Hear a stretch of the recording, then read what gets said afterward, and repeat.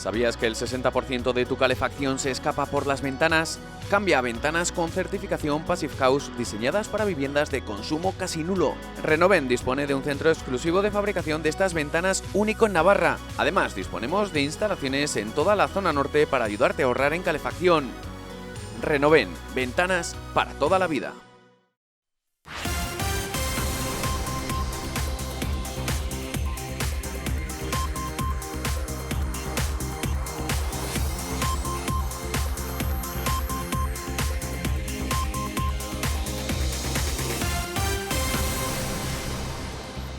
En el futuro aparecerán nuevas tecnologías.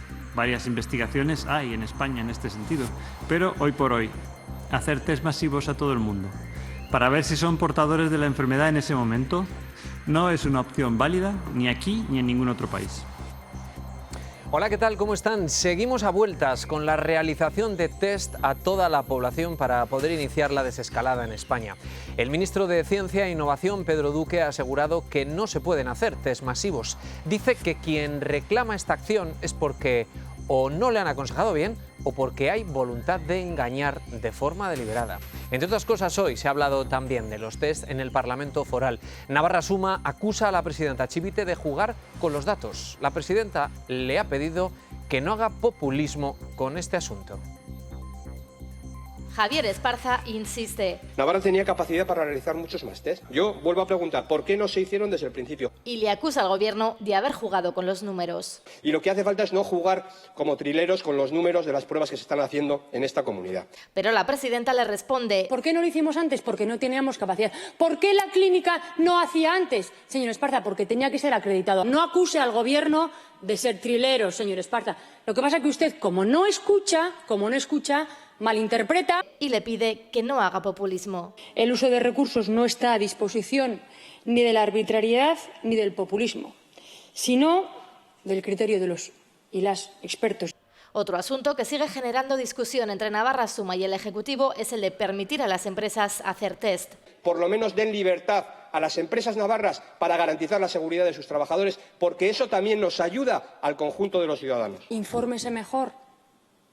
Las empresas, si lo solicitan a través de su mutua, si lo solicitan con la firma de un facultativo, pueden hacer pruebas, señor Esparza. Según la presidenta Chivite, en Navarra se han hecho más de 50.000 pruebas para detectar el virus, 27.617 PCR y 23.613 test rápidos.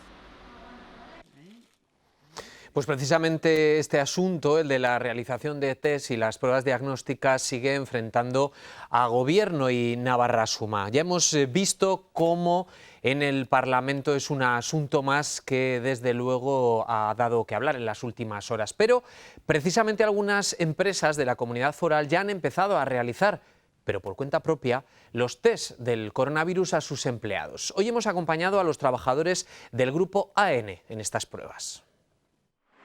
1.600 empleados, todos menos uno, van a realizarse la prueba en el grupo AN, prioridad para los considerados colectivo vulnerable, formado por unas 700 personas. Este grupo de profesionales que tenemos aquí detrás está realizando el denominado test ELISA. Consiste en una extracción de sangre que dice si has generado anticuerpos o no y te sitúa en 3 escenarios. El primero, si has pasado el coronavirus; el segundo, si tienes el coronavirus; o un tercer escenario, si no tienes y no has pasado el coronavirus. Tienes anticuerpos altos porque tienes en ese momento el virus, con lo cual cada trabajador se puede proteger en su casa y proteger a los suyos. El siguiente caso es que tengas los anticuerpos altos, pero porque ya lo pasaste en su momento, con lo cual bueno, te quedas más tranquilo, el riesgo al contagio es muchísimo menor. Y el tercer caso pues es no tienes los anticuerpos altos y por lo tanto ni lo has pasado ni lo estás pasando. Entre 3 o 4 días para obtener unos resultados con una fiabilidad mayor del 90%. Nos informamos con microbiólogos y nos empezamos a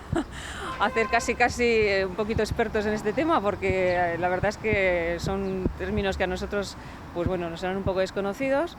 Y realmente coinciden, con los expertos que consultamos coinciden que el mejor test es este tipo de test. Entre martes y miércoles ya han realizado 93 pruebas de este tipo, una medida preventiva más. El grupo AN se suma así a la realización de test, como lo viene haciendo la empresa Acciona desde finales de abril. Grandes entidades como Volkswagen Navarra o el grupo VESA están estudiando la posibilidad de realizar también este tipo de pruebas a sus empleados.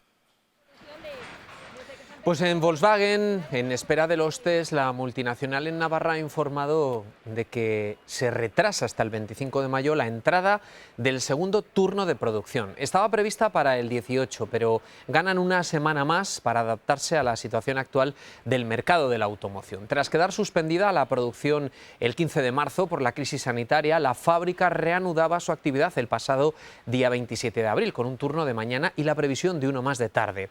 En este turno se están fabricando 527 coches diarios con total normalidad.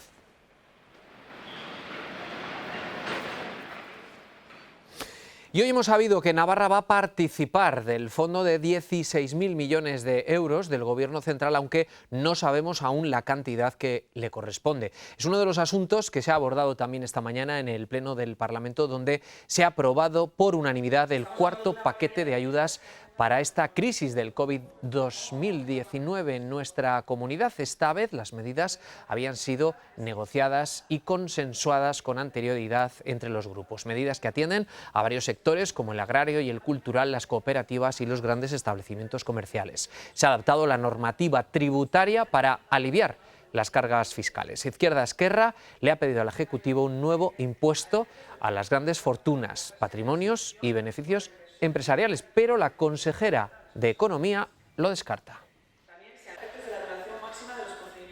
No parece muy justificada ahora mismo una medida que grave o que todavía pueda incluso desincentivar todavía más al entorno empresarial, puesto porque precisamente lo que estamos buscando es reactivar la economía y que las empresas, también generadoras de riqueza y de mantenimiento de puestos de trabajo, pues que puedan mantener o recuperar la actividad a la época pre-COVID-19. El Servicio Público de Empleo, el SEPE, ha abonado en Navarra 54, casi 55 millones de euros en prestaciones. 59.000 personas han resultado afectadas en nuestra comunidad por los ERTEs y el resto de las prestaciones individuales por desempleo o por otros conceptos. Del total de prestaciones, prácticamente 41.000 han sido reconocidas en el mes de abril. Los afectados han tenido efectivos entre los días 2 y 4 de mayo, con adelanto respecto a la fecha habitual, que suele ser el 10 de cada mes.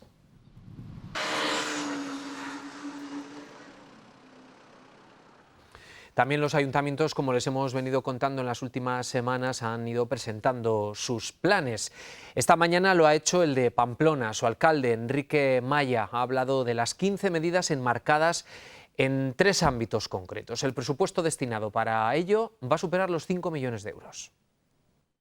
Enrique Maya reaparecía mes y medio después con medidas económicas bajo el brazo en 3 ámbitos concretos. Fomento del empleo, seguir con nuestras medidas de carácter social y acometer actuaciones en el espacio urbano para la mejora de la movilidad. Para acometer estas medidas, desde el Ayuntamiento se quiere recurrir al superávit municipal o el ahorro derivado de los presupuestos. También la posibilidad de recurrir a endeudamiento.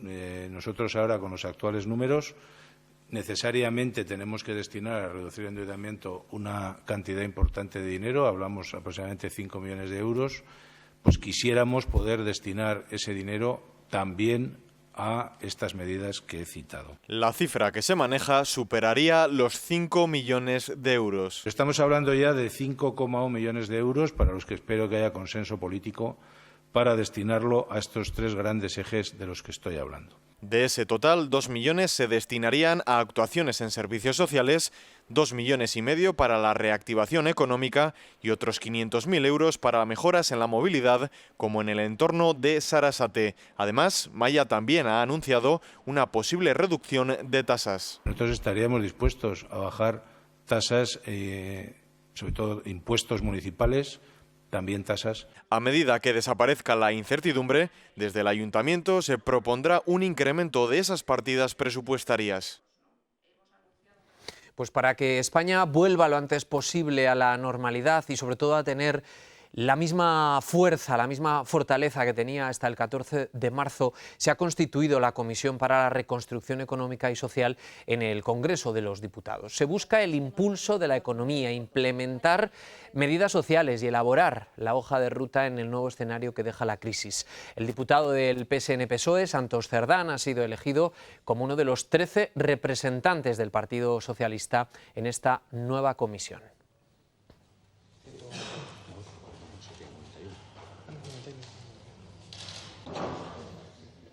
Santos Cerdán, diputado del PSN-PSOE, muy buenas tardes.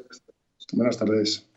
Estas 13 personas que forman esta nueva comisión, ¿van a ser capaces de conseguir que esa comisión sea un reflejo de lo que solicita la sociedad? 13 personas se representan al Partido Socialista, luego hay representación de todos los partidos políticos, ¿no? Y yo soy elegido miembro del Grupo Socialista. Pero la voluntad es esa, ¿no? Por eso pedimos ese gran acuerdo por la reconstrucción social y económica de este país. Y por eso accedimos también a la voluntad que nos pedía el Partido Popular de llevarlo al Congreso de los Diputados y hacerlo mediante una comisión parlamentaria. Es lo que hoy se ha constituido y a partir de ahora estamos con el plan de trabajo y se trata de que pues esta pandemia y esta crisis económica y social pues seamos capaces de que la rentabilidad social pues seamos capaces de traerla cuanto antes y que esos sufrimientos que, por ejemplo, la crisis de 2008 fueron a recaer siempre a los más desfavorecidos, en esta no sea así y seamos capaces, además, de hacer un impulso económico y esa recuperación pues sea lo más rápida posible. Lo más rápida posible, que desde luego puede llegar con esa normalidad a la que vamos a tener que empezar a acostumbrarnos, en la que desde luego nada va a ser igual. Va a ser importante también cómo se vaya pasando fase tras fase, que vayamos haciendo las cosas bien para que esa recuperación económica sea real, sea la que queremos.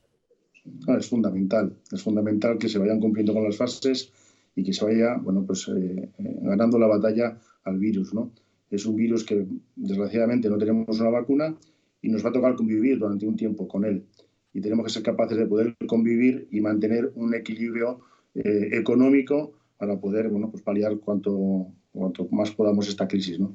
Esperemos que la vacuna llegue cuanto antes y que, mientras tanto, los ciudadanos y ciudadanas, como han demostrado durante todo este confinamiento, estoy seguro que estarán a la altura como han estado de no lanzarnos a la calle como algunos pretendían que nos íbamos a lanzar ya y podamos recuperar poco a poco esa normalidad, pero teniendo en cuenta que el virus todavía está, que desgraciadamente mueren estos días cerca de 200 personas o más de 200 personas diarias y que tenemos que tener esa precaución y ese miedo que es necesario.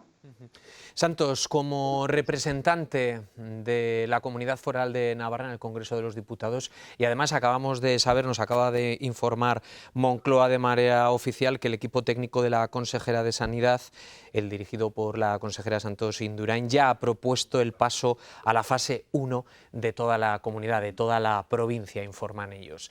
Realmente esta situación, como navarro, como miembro de la ejecutiva del Partido Socialista, ¿cómo se ve a nuestra comunidad allí? Nuestra comunidad desgraciadamente ha sido también castigada como el resto de comunidades, en algunos momentos incluso por de las más castigadas porcentualmente, ¿no? Pero ha habido una buena gestión y ahí están los números, ha ido recuperando y lo que nos va a hacer pasar de una fase a otra indudablemente es el número de camas UCI disponibles, el número de camas que hay en los hospitales, ¿no? Es importante tener disponibilidad en los hospitales, en nuestra sanidad, para poder recibir a los enfermos que se contagien con el virus, ¿no? Y ese es el baremo, es un baremo científico para poder pasar de una fase a otra. ¿Se han dejado muchos pelos en la gatera para negociar la prórroga esta vez? No se han dejado pelos en la gatera. Ha habido uno de los que nos votaban, como era el Partido Popular, que desgraciadamente nos gustaría y le volvemos a tender la mano para que se enfrente de la mano del gobierno a defender a España, a defender de esta pandemia, a defender de esta crisis social, de esta crisis económica y que podamos sufrir cuanto menos todos mejor. Desgraciadamente está haciendo una política que no corresponde al momento actual, ¿no? Yo creo que está más pendiente de que le vaya mal al gobierno y así esperar coger ellos pues un gobierno y van pues, apelando un poco a lo que en su día dijo Montoro, ¿no? Que arruinen España, que luego vendremos nosotros, ¿no? Yo creo que en este momento lo que nos piden los ciudadanos es consensuar, consenso entre los partidos, sobre todo un partido que aspira a gobernar algún día España como es el Partido Popular. No entendemos su postura, no lo entendemos y yo creo que ni muchos de sus votantes ni muchos de sus dirigentes lo han entendido, así lo transmiten estos días, ¿no? Y bueno, pues quiero recordar que a pesar de que el Partido Popular se abstuvo, salió el estado de alarma votado con mayoría absoluta, 178 votos, por lo tanto no hemos dejado nada en la gatera. Lo que nos da pena es que un partido como el Partido Popular, bueno, pues no se sume a colaborar de la mano del gobierno en vez de estar a montar una bronca permanente. ¿Ha llegado a pedir algo el Partido Popular a cambio del apoyo o ni siquiera han llegado a ese punto? No. De hecho, lo que piden son cosas como, por ejemplo, el otro día que pidió una de las medidas que Fomento había aprobado hace 41 días, ¿no?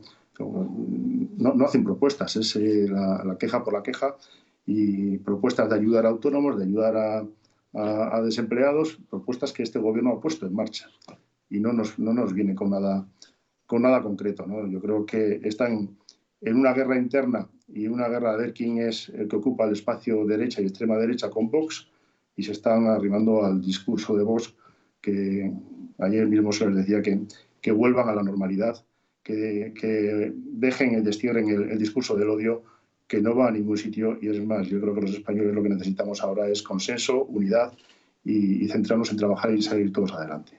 ¿Qué le parece la imagen que estamos viendo la ciudadanía de los últimos debates en el Congreso? Por ejemplo, lo que pasó ayer. Bueno, pues hay discursos que son muy penosos. Yo creo que la voluntad del gobierno, así lo ha transmitido además el presidente en cada sesión, es tender la mano. Tiende la mano constantemente. Hablan de falta de diálogo y ha habido más diálogo que en ninguna legislatura anterior, con todos los presidentes autonómicos durante semanalmente una reunión, con todos los consejeros de salud de todas las autonomías, con los consejeros de industria. Está habiendo muchas reuniones. No es falta de diálogo, sino es falta de voluntad, porque algunos han entendido que esta crisis se puede llevar por delante al gobierno y creen que es su oportunidad. Y yo creo que no es el momento. Hoy es el momento de la unidad por sacar cuanto antes a España de esta crisis, que es una pandemia mundial, no es una pandemia que le hemos elegido ni nos ha venido ni está en nuestro programa de gobierno. Pero sí nos tenemos que enfrentar a ella de la mejor manera posible. El resto de Europa, la oposición se suma a sus gobiernos. Lamentablemente en España, la oposición que tenemos, y una vez más el Partido Popular demuestra que cuando está en la oposición nunca hace acuerdos de gobierno, siempre los acuerdos de Estado, mejor dicho, han sido cuando el Partido Socialista ha estado en la oposición. Estando el Partido Popular en la oposición, pues nos volvemos a decir, váyase señor González, podemos recordar lo que había con Zapatero y ahora recordamos, bueno, estamos viendo continuamente los ataques al presidente en vez de ponerse a trabajar de la mano, como lo estamos viendo también en encuesta tras encuesta, que es lo que nos piden los ciudadanos. Señor Cerdán, para terminar, ¿qué le parece la postura que está manteniendo Navarra Suma? Pues no la entiendo. Porque se suponía que Navarra Suma era, sobre todo dentro de Navarra Suma, Unión del Pueblo Navarro, un partido de centro y que apostaba por su tierra, por Navarra. Y los discursos más duros que estamos viendo en el Congreso de los Diputados, incluso más duros en ocasiones que los de Vox, son los de Unión del Pueblo Navarro, Navarra Suma. No entiendo la postura de esos diputados, no entiendo si la dirección está en la misma línea que esos diputados, entiendo que sí, pero me cuesta entenderlo porque además algunos de ellos los conozco personalmente de hace mucho tiempo y cuando yo como navarro siento pues, pena y lástima ver que los discursos de Unión del Pueblo Navarro, Navarra Suma, son jaleados por Vox como si fueran de ellos propios, ¿no? Yo creo que tienen que centrarse, que lo que nos piden también los navarros y navarras es unidad y trabajar por nuestra tierra, por Navarra, por los navarros y por las navarras, y que de esta crisis salgamos todos lo mejor posible. Muchísimas gracias, eso es lo que queremos. Gracias, Santos Cerdán. Muy buenas tardes. Gracias, Roberto. Muchas gracias. Hasta luego. Bueno, vamos a echar ya un vistazo a los datos que tenemos de las últimas 24 horas con esos 4 nuevos fallecidos más en Navarra, que nos deja ya la cifra de las personas fallecidas en 480. Aumentan también los casos activos, más de un centenar, rozamos ya casi los 3.800 y las UCI siguen registrando menos pacientes. Hoy ya lo ven, hay 4 menos que ayer. Estamos ya en las 32 personas ingresadas. Y los curados. Las infecciones resueltas, más de un centenar en la última jornada, 104, nos deja ya la cifra en 2.732. En el conjunto del país, pues los fallecidos han descendido ligeramente hasta las 213 personas y la cifra nos la deja ya pues por encima de los 26.000. Los casos confirmados por PCR suman más de 221.000 en las últimas 24 horas, 754 más, mientras que más de 128.000 pacientes han recibido ya el alta desde el comienzo de la pandemia. Ayer, ya no ven, más de 2.500. Hoy en su comparecencia, el director del Centro de Coordinación de Emergencias Sanitarias ha asegurado que se mantiene la evolución esperada en la cola de la epidemia y que de momento no han tenido efecto negativo las medidas de alivio. Y a partir de hoy, aproximadamente, es cuando deberíamos empezar a ver si ha habido algún efecto en la evolución de la epidemia. En principio, si lo hubiera habido, hubiera tenido que ser negativo, pero lo cierto es que no se ha observado nada por ahora. Mantenemos esa tendencia descendente. Los criterios sanitarios para cambiar de fase son sanitarios, no son económicos. Por lo tanto, los criterios económicos los tendrá que dar quien corresponda y se tendrá que valorar si pesan más o no que los sanitarios. Pues Navarra, como la mayor parte de las comunidades, ha pedido al Ministerio de Sanidad pasar a la fase 1. Ya se ha confirmado por parte de Moncloa esa petición. Bueno, pues en principio Sanidad va a dar una respuesta entre mañana y el sábado. ¿Qué podrán hacer las comunidades que pasen de nivel?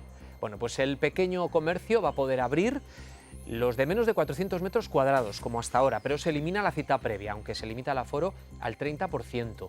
Se mantienen también las medidas higiénicas y de seguridad. Las terrazas se reabren al 50% de su aforo, siempre que se pueda mantener la distancia de 2 metros entre mesas. Los lugares de culto se va a permitir la asistencia siempre que no se supere 1/3 del aforo. Los velatorios y el entierro con hasta 15 personas se realizan al aire libre y 10 si es en el interior. Las reuniones de un máximo de 10 personas se podrá quedar con amigos, vecinos, familiares de la misma provincia, en casas particulares o al aire libre. Los desplazamientos, pues ahora lo vamos a ver, se podrá ir a segundas residencias dentro de la misma provincia. Los hoteles y los alojamientos turísticos se abrirán con aforo reducido y restricciones en las zonas comunes. En algunos se preparan como medidas como estas. En relación a los paseos que están autorizados desde el pasado fin de semana, quiero anunciarles que estamos trabajando con algunas comunidades autónomas para revisar las franjas horarias en las que pueden salir los niños y niñas. En algunos lugares empieza a hacer mucho calor y es recomendable que puedan salir en otras horas en que las temperaturas no sean tan altas. Pues el Ministerio negocia ya con las distintas comunidades un ajuste en la franja horaria para los paseos de los pequeños de la casa. Hasta ahora ya lo saben, tienen permitida la salida de 12 del mediodía a las 7 de la tarde. En distintos puntos del país el calor empieza a golpear las calles, hecho que puede ser peligroso para realizar actividad física de cualquier tipo en esas horas. De hecho, se va a ajustar el horario de los menores con el objetivo, como dice el ministro, de salvaguardar su salud. Los hoteles empiezan a adaptarse para reabrir sus puertas. Estos son los pasos que tendrán que seguir los clientes para acceder. Lo primero que le hacemos es tomarle la temperatura para ver que no tiene síntomas de fiebre. Le entregamos un kit de bienvenida que llevaría unos guantes, unas mascarillas, gel desinfectante. Las mamparas se han convertido en el principal huésped. Hemos puesto también unas mamparas separadoras en la recepción, también en la zona de cafetería para cuando se pueda utilizar. La higiene será completa cuidando hasta el último detalle. La ropa de cama y baño se lavará con productos especiales y a 80 grados de temperatura. Además, las habitaciones contarán con unas lámparas de luz ultravioleta. Que higieniza completamente el espacio, entonces va por metros cuadrados, por tiempos. Este hotel lleva abierto desde el pasado lunes para dar servicio a los profesionales esenciales. Su ocupación es del 10%, algo atípico en estas fechas. Pasamos en meses, como era un mes de mayo, de congresos, de eventos, de bodas, de comuniones, de fines de semana, de puentes, pues de repente no tener nada, pues la verdad que es bastante desolador, pero bueno. La fase 1 les deja en una situación paradójica. Se pueden abrir los hoteles, pero resulta que no se puede viajar entre provincias, con lo cual, bueno, pues la previsión es fines de semana a cero. Con todo, su trabajo diario estará enfocado a que el cliente se sienta lo más seguro posible. Sara Martínez, directora del Hotel El Toro, Grupo Events. ¿Qué tal? Muy buenas tardes. Hola Roberto, buenas tardes. Ganas de abrir, pero con seguridad, imagino. Exacto, esa ha sido la prioridad durante este tiempo, trabajar en los protocolos de higiene y tratar pues, de que una vez que se recupere la cierta normalidad, que el cliente se sienta seguro en nuestros establecimientos. ¿Qué tienen que saber quienes vayan a necesitar de sus servicios y tengan dudas a esta hora pues de cómo hacer, de cómo gestionarlo, de si ir, si no ir?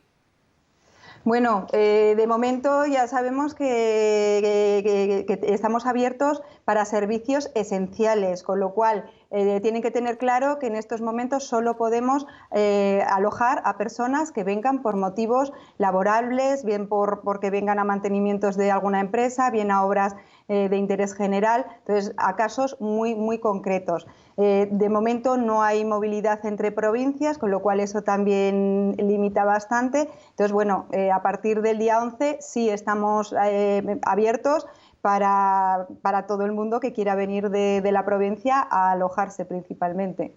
Sara, ¿estáis recibiendo llamadas de posibles turistas, de también este tipo de personas que se tienen que desplazar por trabajo? ¿Hay movimiento telefónico? Bueno, ojalá hubiera más, hay muy poquito. La previsión del mes de mayo, desde que hemos abierto, nosotros hemos abierto el lunes día 4 y la previsión no llega ni a un 10%. Entonces, pues bueno, muy poquito a poquito. Y los fines de semana, por supuesto que a cero, porque si hasta ahora solo pueden viajar por motivos laborales, los fines de semana estamos a cero de ocupación. Hay otra cuestión también que nos interesa, lo hemos visto en el vídeo anterior, algunos de los hoteles están extremando las medidas, por ejemplo en el Villa de Castejón estamos viendo también cómo la tecnología, la de vanguardia, la última, está sobre todo muy encima en algunos centros como ese. Sí, la verdad que Events Hotels desde el primer momento ha tomado todas las medidas necesarias y ha apostado por la última tecnología, como bien dices, con la pantalla, no sé si habéis visto o tenéis las imágenes de la toma de temperatura por pantalla, que es un sistema muy novedoso, muy sofisticado y muy exacto. Muy bien, Sara, pues muchísimas gracias por atendernos y mucha suerte. A ver si poco a poco pues esta sensación que tenemos en la calle de que la desescalada va en serio, de que va a ser verdad, pues no nos prive tampoco de mantener todavía el cuidado, la seguridad, las distancias y todas estas cosas. Exacto, y nada, que poco a poco eso se vaya recuperando esa seguridad. Y bueno, que a partir del día 11 la escapada puede ser también entre la provincia, o sea que quien quiera venir a Pamplona y disfrutar de una terraza, pues aquí estamos a su disposición y con todas las medidas de higiene necesarias y protocolos para que se sienta bien con nosotros. Desde luego que sí. Muchísimas gracias. Y mucha suerte, Sara. Gracias a vosotros. Gracias. Pues sí, la verdad es que los establecimientos se preparan para la fase 1 de la desescalada, desde firmas como Mercadona a las medidas y recomendaciones para clientes ya tomadas con la crisis sanitaria, se suma un nuevo servicio a partir del próximo jueves. La marca comercializará mascarillas higiénicas no reutilizables en paquetes de 10 a 6 euros. Junto a ello, también ha anunciado la ampliación del horario comercial que irá de 9 de la mañana a 8 de la tarde y que va a comenzar desde el próximo lunes día 11.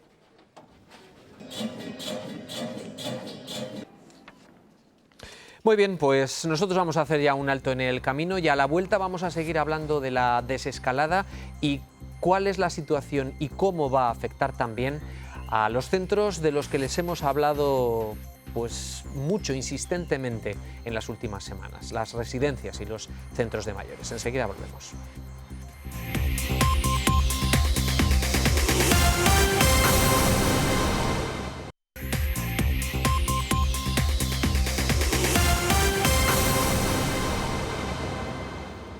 Bueno, pues seguimos hablando de la desescalada, de ese acceso a la fase 1 del que estamos muy pendientes. Se ha confirmado hace tan solo unos minutos que Navarra ya lo ha solicitado de manera oficial y a la espera de que se entre o no el próximo lunes en esa fase, lo sabremos el próximo sábado. El Departamento de Derechos Sociales ya tiene previsto reanudar servicios. Prevé más ayudas para los colectivos vulnerables. Con las residencias bajo control y el número de contagios frenado, el Departamento de Derechos Sociales reanuda algunos servicios y prestaciones. Han sido unas largas semanas hasta llegar a un estado en el que parece que la situación ha cambiado de rumbo y podemos pensar ya en adoptar otro tipo de medidas. Comienza una nueva etapa que no será fácil, dice la consejera, que ha firmado 2 órdenes forales que permitirán reanudar la valoración de la dependencia y agilizar trámites. Las personas dependientes que ya eran beneficiarias de una prestación o de un servicio de los contenidos en el catálogo de la dependencia pueden realizar la solicitud de cambio de prestación remitiendo directamente al Departamento de Derechos Sociales sin necesidad de formalizarla a través del Servicio Social de Base o del Centro de Salud. Se levanta la suspensión de nuevos ingresos en residencias y centros de discapacidad previa prueba de PCR, aunque todavía no se permiten visitas. Abren de nuevo los centros de atención psicosocial, centros de día juvenil y visitas en centros de encuentro familiar, pero siguen cerrados los centros de día y servicios de apoyo a la autonomía personal. Medidas con la vista puesta en la fase 1 que vienen acompañadas de dinero. 4,5 millones de un fondo estatal complementados con fondos propios para refuerzos de plantilla y recursos o proyectos como la renta garantizada. 15.000 familias estimaban iban a recibirla este año. Se calcula que con la crisis unas 1.000 más. Entre los meses de marzo y de abril hemos tenido ya 600 solicitudes nuevas que no estaban previstas. No es fácil vivir así, pero... Dependerá de la evolución del mercado de trabajo para dejar de percibirlas. También se está a la espera de la puesta en marcha del ingreso vital mínimo que consensúa el Estado con las comunidades autónomas. Pues tenemos también la vista fijada en los posibles rebrotes, que rebrote desde luego el foco donde también está puesta la investigación. ¿Dónde está? Pues hoy hemos conocido que se están investigando en algunas ciudades, en algunas zonas del país, las aguas fecales. Han escuchado bien.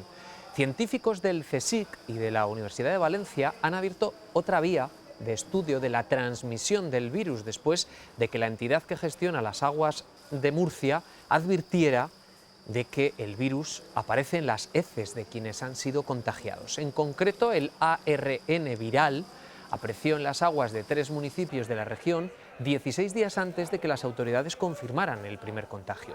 Una vía con la que se podrá estimar las personas que han contraído la enfermedad.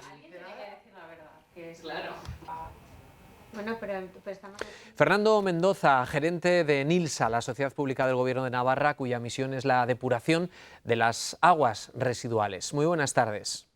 Buenas tardes, Roberto. ¿Qué tal estamos? Pues la verdad es que con mucha curiosidad de este asunto, Fernando, porque desde luego es un lugar al que va todo lo que pasa por las casas y por nuestros cuerpos y llama la atención también que haya ocurrido algo así. ¿Es sorprendente o para quien conoce cómo funciona una empresa de estas características se sabe que se hacen muchas investigaciones allí? Hombre, para nosotros la utilización de las aguas residuales como un posible futuro de vigilancia epidemiológica, no vamos a decir que no nos haya sorprendido. Hay experiencias pues, en la utilización de las aguas residuales para algún tipo de estudios de este tipo, pero no conocíamos, como es normal, porque el COVID nos acompaña desde hace poco la existencia de estos estudios. Pero sí que desde hace ya aproximadamente 15 días, igual un poquito más, nuestros técnicos sí que estuvimos atentos pues, a distintos artículos de investigación y también páginas web que empezaban a apuntar en este sentido. Nuestra curiosidad igual no iba tanto en la línea de epidemiología, de la posibilidad de utilizar las aguas residuales para poder, vamos a decir, hacer una alerta temprana sobre la presencia de COVID, sino que empezamos a estar atentos por dos razones. Por un lado, la atención a la seguridad de nuestros trabajadores, porque bueno, una planta de depuración, de saneamiento, perdón, pues sí que es un sitio pues que tiene un cierto peligro, y la otra pues porque estábamos también preocupados por la posible incidencia de este COVID pues en subproductos, pero que tienen un valor, como es como es el tema de los fangos, que podrían hasta este momento pues se utilizaban sobre todo en abonado de agrícola, y que podíamos tener nuestras dudas de qué es lo que pasaba con el COVID en estos fangos. Pero nos hemos encontrado con esta sorpresa que entendemos que es muy interesante. Entiendo que de momento en Navarra no ha habido ninguna solicitud a este respecto, pero en caso de que la hubiera, ¿cuál sería el procedimiento? Hombre, después de estos primeros contactos sí que tenemos bastante avanzado una propuesta de estudio por nuestra parte. Sí que se han establecido ya alianzas con una empresa como es Nasertic, otra empresa pública como nosotros, que nos posibilita las analíticas en sus laboratorios, y sí que ya esta semana que hemos visto las posibilidades reales de este tipo de técnicas, hemos establecido a través de nuestra consejería, de la Consejería de Cohesión Territorial, hemos establecido también contactos tanto con el Departamento de Salud, que entendemos que es el más interesado, como con el Departamento de Universidades e Innovación, que también han mostrado mucho interés en esta línea de investigación. Cada uno, vamos a decir, en las distintas vertientes o aspectos que puede tener más interés para nosotros.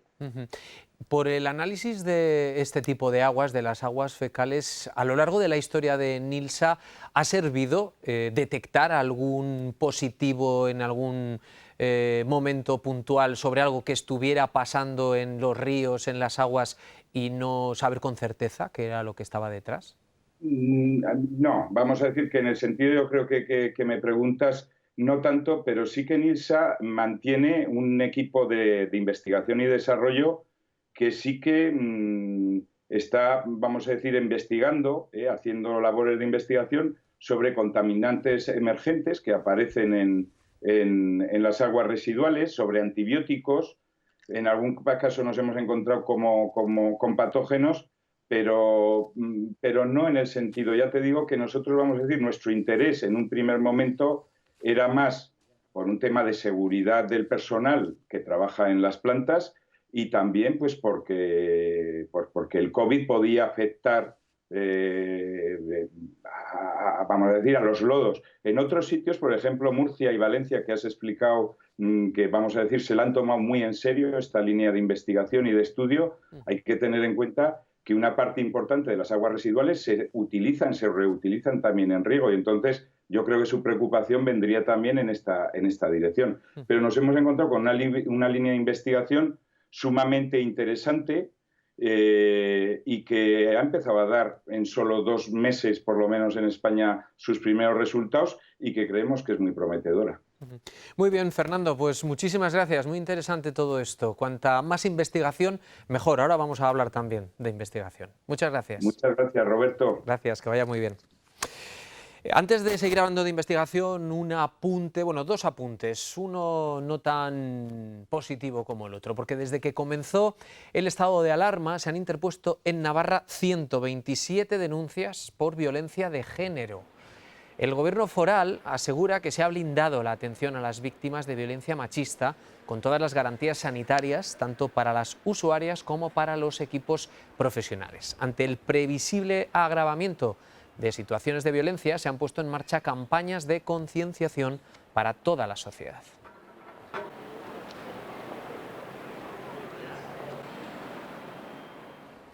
Como seguimos buscando también pues, noticias positivas e intentando ver el futuro de otra manera y buscando su luz, pues les vamos a contar que ya se ha confirmado el primer festival de música para este verano en Pamplona, tras las cancelaciones acumuladas por la crisis del coronavirus. Con este spot, el Festival Internacional de Música Pamplona Reclassics anuncia su primera edición.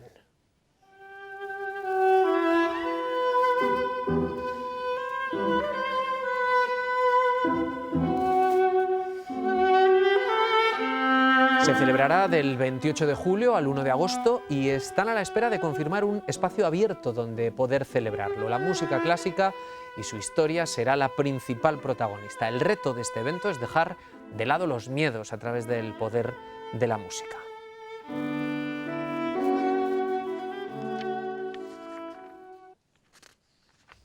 Estamos viviendo una situación histórica a la par que desconocida en la que está resultando esencial la cooperación entre instituciones para el abordaje de la crisis. Hoy queremos asomarnos a la universidad y leer una carta que empieza así.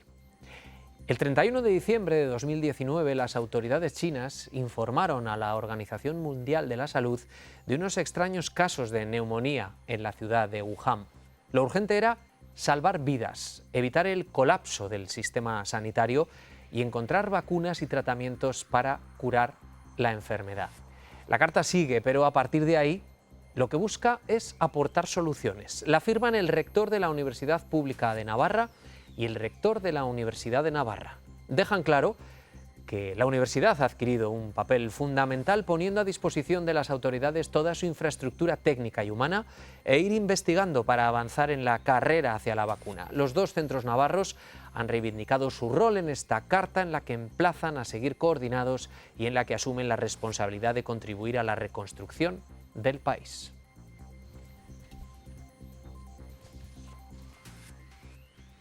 Ramón Gonzalo, rector de la Universidad Pública de Navarra, muy buenas tardes. Hola, buenas tardes, Roberto. Alfonso Sánchez Tabernero, rector de la Universidad de Navarra, muy buenas tardes. Roberto, buenas tardes. Muchísimas gracias a los dos por haber querido plasmar también esa carta con nosotros y vernos las caras en un momento pues tan complicado como el que estamos viviendo. Por empezar, Ramón, ¿cómo surgió la idea de escribir esa carta conjunta? Pues la verdad es que hay que reconocerlo, fue una idea de Alfonso, ¿no? Me llamó un día, yo creo que hace 10, 12 días o así, me llamó y me dijo, oye, ¿qué te parece si te hago una propuesta que podría ser interesante? Que es que escribamos una carta conjunta a los dos, sobre todo pensando un poco no en el ahora, sino en el después, ¿no? En el futuro, en qué es lo que las universidades o el papel que pueden jugar las universidades, que ambos estamos convencidos de que es muy importante en el futuro, ¿no? Para salir y dejar atrás esta situación tan complicada que estamos viviendo, ¿no? Entonces ahí es donde, pues entre los dos ya pusimos a trabajar y en elaborar esa carta que yo creo que es fruto en el fondo de la cooperación y la colaboración que llevamos desde hace ya unos cuantos años entre la Universidad de Navarra y la Universidad Pública de Navarra. Alfonso, en la carta podemos leer que estáis convencidos de que la universidad está llamada a jugar un rol fundamental, ese del motor del desarrollo. ¿Cómo funciona ese motor que ahora mismo vemos que está más gripado que otra cosa? Bueno, por comentar un poco también lo que decía antes Ramón, hacemos muchas cosas juntos, a veces la iniciativa es mía, a veces es suya, pero creo que lo bueno es que podemos hacer cosas juntos porque compartimos buena parte de la visión de lo que la universidad tiene que aportar a la sociedad. Y también el hecho de hacer algo juntos es un mensaje en sí mismo, porque nos parece que en los momentos complicados es cuando hay que sumar fuerzas, poner en común lo que cada uno sabe hacer. Y pienso que, efectivamente, ya aterrizando en tu pregunta, pienso que precisamente esta crisis, que primero ha sido sanitaria y ahora va a ser económica y social, lo que nos llama es a la unidad, a la solidaridad, a unir fuerzas. Y esto es lo que creo que desde la universidad podemos hacer en las tres cosas que hace la universidad, que es formar gente, en nuestro caso, en ambos casos, ¿no? Las dos universidades con competencia profesional y con espíritu solidario. En segundo lugar, investigar. Ahora, por ejemplo, pues particularmente en el ámbito biosanitario, pero también en otras muchas cosas. Y en una tercera misión, que es la transferencia. Por ejemplo, las dos universidades hemos puesto a disposición de las autoridades sanitarias pues, nuestros laboratorios, nuestra tecnología, nuestra capacidad de hacer test, en fin, en nuestro caso también en concreto la clínica, por decir algo obvio, ¿no? Por tanto, pues es el momento de las soluciones creativas, solidarias, innovadoras, y de eso la universidad afortunadamente sabe mucho. Son tres puntos fundamentales que vertebran esa carta, que también tiene un final que de alguna manera, Ramón, pues entrelaza esa contribución a la recuperación económica, social, decís también anímica de la sociedad. ¿Cómo se va a implicar la universidad? ¿Se va a implicar desde dentro a través del profesorado? ¿Se va a implicar también el alumnado, que está viendo también cómo ahora mira con cierta incertidumbre el futuro más próximo? Pues yo creo que aquí la implicación tiene que ser de toda la comunidad universitaria, es decir, no solo estudiantado y profesorado, sino también todo el personal de administración y servicios, que también supone muchísimo apoyo dentro de la universidad, no es fundamental para mantener la estructura y el funcionamiento. Primero, evidentemente, tenemos que formar personas y ese aspecto yo creo que es fundamental, es decir, tenemos que formar personas preparadas para trabajar, preparadas para ser solidarias, como decía Alfonso, y devolver a la sociedad lo que la sociedad muchas veces les está dando, es decir, el ser capaces y el ofrecerles la oportunidad de formarse, yo creo que es algo único, y luego esa formación hay que devolverla a la sociedad, ¿no? El profesorado, por otro lado, ¿qué es lo que puede hacer? Aparte de contribuir en toda esa formación, en dar esos valores fundamentales de cara al futuro, también toda la parte de investigación. Este es uno de los pilares fundamentales de la universidad. Más de una vez se ha dicho que el 70% de la investigación en España se realiza en la universidad, con lo cual yo creo que esto es fundamental, hacer una apuesta muy clara, muy decidida por la I+D y por la innovación. Yo creo que el futuro de cualquier crisis pasa por una apuesta clara en estos sectores, porque si no, volvemos a lo mismo y al final el futuro vuelve a ser lo mismo que pasó en años anteriores, ¿no? Con lo cual yo creo que eso es algo que tenemos que hacer, que la sociedad comprenda que realmente la investigación, la innovación es una inversión de futuro. Y yo creo que pasa también por eso, porque nuestros profesorados, nuestros investigadores contribuyen al desarrollo de nuevas tecnologías, desarrollo de nuevos tratamientos, nuevos diagnósticos, bueno, en todos los campos. Y sin perder de vista la parte social, que también es muy importante. Es decir, esta crisis está siendo un poco especial en ese sentido. Yo creo que, como se comentaba en el artículo, la parte anímica es muy importante y toda la investigación social para el desarrollo social yo creo que también juega un papel fundamental en el futuro. Alfonso, para terminar, estamos desde luego ya hablando, hemos abierto periodísticamente hablando, pues también el capítulo de la crisis económica, por supuesto, porque estamos ya viendo esos primeros efectos y esas primeras previsiones. Pero de alguna manera también en la universidad se confía mucho para esa parte de la investigación, de los microbiólogos que están a la velocidad del rayo tratando de averiguar al máximo posible lo que nos está provocando el virus. 4 meses es muy poco, pero todos tenemos la esperanza también en la investigación ahora mismo.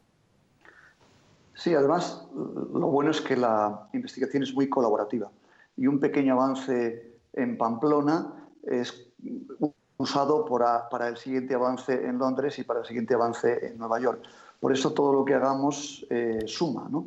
Y al final lo de menos es quién se lleva la gloria, creo, sino que creo que algo muy propio del espíritu universitario es trabajar para los demás, ¿no? Y es algo también que está reforzado por la crisis. Yo creo que en la crisis hemos visto que somos más vulnerables de lo que pensábamos, pero también hemos descubierto que los dos ejes para afrontar bien lo que sucede es el sentido de comunidad, el sentido solidario y la investigación, porque, como también decimos en el artículo, el mundo global tiene grandes ventajas, pero acentúa esa vulnerabilidad, ¿no?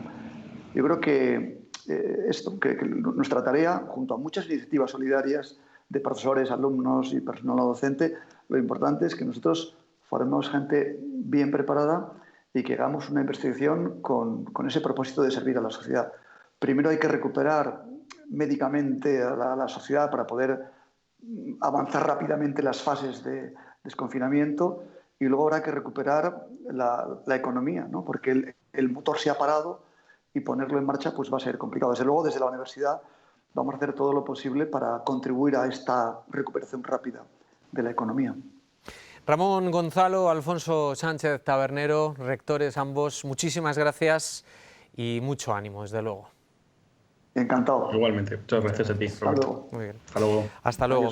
Pues nosotros nos vamos ya. Les hemos venido contando desde que empezó la pandemia nuestro particular diario. Hemos recorrido prácticamente toda la comunidad y lo vamos a seguir haciendo. Hemos visto cómo nos quedábamos en casa y empezamos a ver también cómo vuelve a brotar poco a poco la vida. Hoy les decimos hasta mañana desde Artajona. Descansen, muy buenas noches.